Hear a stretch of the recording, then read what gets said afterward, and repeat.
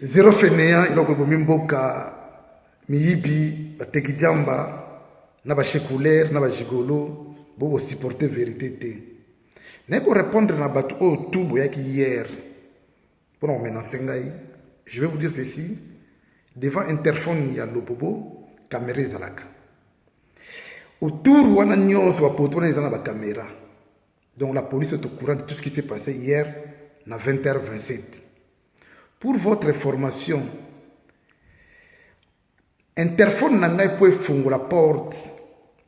Ngam na fongola on portable nangai. Je peux être na Milan, na Bruxelles ou na Congo, partout.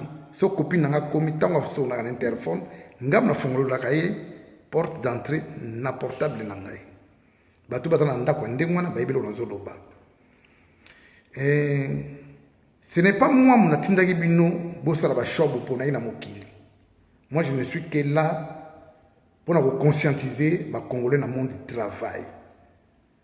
Encore une fois, nous avons fait papa Wemba à aucun instant nous avons fait papa Wemba et jamais à propos n'a fait papa Wemba. Vous êtes là pour interpréter mes propos pour rien, pour salir mon image pour rien. Et surtout, la personne qui a osé détruire l'image na makambo ezangati na viol, un violeur n'attendra jamais librement ici en France. Un violeur dans la casier judiciaire vierge, jamais.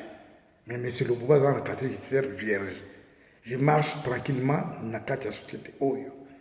Mais bientôt, Nabino Boyaki Bofto apporte pour nous menacer, la police va faire son travail. Zéro fini en marche. Merci.